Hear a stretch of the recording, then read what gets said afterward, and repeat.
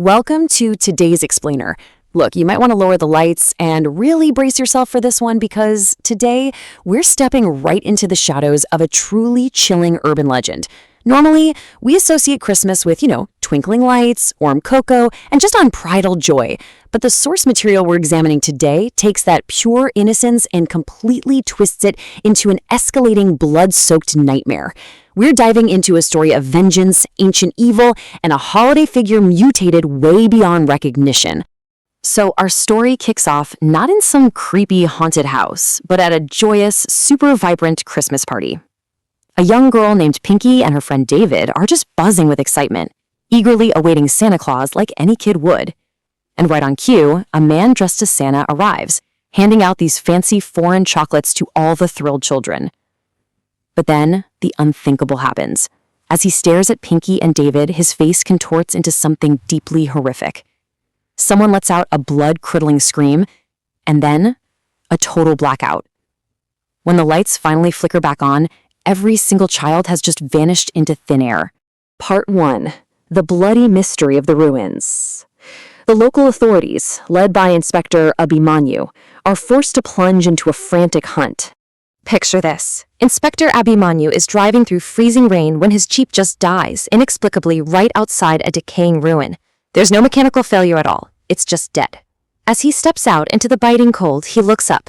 And there, right on the roof of these desolate ruins, is the figure of a Santa Claus, dancing in this bizarre, entirely unnatural rhythm. Suddenly, the faint, chilling screams of children echo from inside the building. Drawing his weapon, the inspector rushes straight into the darkness, completely unprepared for the macabre scene waiting for him. Inside those damp walls, the police actually find the missing children. Most of them are unconscious, but thankfully completely unharmed. But there is a gruesome exception here. Exactly 2 children, Pinky and David, are dead. Their heads have been cleanly severed from their bodies. The sheer brutality directed only at these 2 specific kids leaves the police utterly baffled, and of course, their parents completely devastated. Part 2, a 20-year-old dark truth, because honestly, if you thought the nightmare ended in those ruins, you'd be dead wrong. 20. For exactly 20 years, a vengeful spirit just festered in those ruins. It announces its return with a terrifying home invasion, literally using dark magic to slam the grieving parents right against the wall. Paralyzing them on the spot, the killer Santa's face melts away to reveal a rotting, dead visage. It's executing a brutal, calculated retaliation against the men who ended his life. The source material gives us this flashback that reveals the origin of this horrific curse. Exactly 20 years prior, Rajan and Charles were these wealthy, extremely arrogant youths at a high society Christmas party.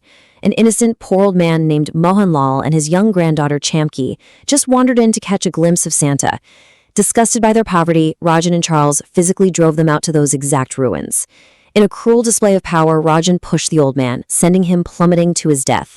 And in the panic, little Chamki tripped over a sharp stone in the dark and died right alongside her grandfather. The wealthy youths covered the whole thing up, thinking they'd just gotten away with murder. So this was ruthless, eye for an eye, supernatural revenge. The ghost of Mohanlal didn't just want the men who killed him to die. He wanted them to feel the exact, agonizing pain of losing a child. First, Pinky and David. Then, the entity decapitates Rajan, Charles, and even Rajan's wife, Kanika. Just an utter slaughter to settle a 2-decade-old score. Part 3. The 10-headed demon of Umboli.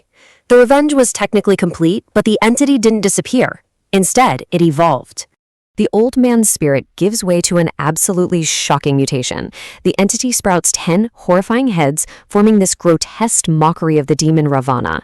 Riding a carriage pulled by snarling black wolves, it tears through the night sky, its 10 mouths shrieking a distorted, demonic version of Jingle Bells. I mean, it is literal nightmare fuel.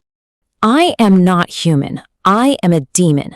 The source text reveals that this is no longer just the old man's ghost anymore, because the veil between worlds thinned out during the holiday, an ancient demonic evil from a cemetery all the way in Barcelona managed to escape. It merged with the local ghost, essentially hijacking the form of Santa Claus to spread mass death. The villagers are just paralyzed with dread at this point. The police promise safety, but mortal weapons are completely useless against demonic reality. The 10-headed beast ambushes the station, magically trapping armed officers in these inescapable cages. In a complete bloodbath, it literally eats 5 policemen alive, harvesting their organs as they scream. The demon's bloodlust is insatiable. It invades the village square, straight up demanding human sacrifices. It taunts the villagers, declaring, "Today I will drink everyone's blood." When no one volunteers to be eaten, obviously, the beast starts ripping people right from their homes, devouring them in the streets. The village of Amboli essentially turns into a massive graveyard. Part 4. The terrifying end of the demon. Pushed to the absolute brink, the desperate villagers turn to the church for a do-or-die miracle. The father orchestrates this highly dangerous ambush. First, they have to wait for the suffocating cover of dark when the demon actually hunts. Next, they use the terrified villagers as living bait in the open square just to lure the 10-headed beast in. And finally, at the father's signal, they unleash heavily blessed crosses to trap the beast in a ring of divine light. The 10-headed demon descends for a feast, only to be completely blinded by divine light radiating from the villagers' crosses. Dark magic clashes violently with holy fire. The father steps forward, chanting these powerful incantations, blowing upon his own cross. The divine energy intensifies until the demon shrieks in agony and is literally incinerated on the spot in a giant pillar of holy fire. As the demonic flames finally die down, a chilling yet beautiful aftermath occurs. Liberation. From the smoking ashes of the 10-headed beast, a normal, single-headed Santa Claus emerges, bathed in a gentle snowfall. The pure spirit of a true church servant from Barcelona had been trapped inside the demon all along. Freed from the demonic possession, he thanks the father, restores a fragile peace to the traumatized village, and leaves them with protective gifts before ascending into the sky. Peace might have returned to Amboli, but man, those psychological scars, they're gonna last forever. This source material brilliantly flips a symbol of absolute joy into an avatar of unstoppable slaughter, leaving us with a lingering, deeply unsettling question. What other dark secrets hide behind the joyous myths we blindly trust? Next time you hear a bump in the night during the holidays, you might want to double-check exactly who or what is coming down the chimney. Thanks for joining me on this terrifying explainer. Stay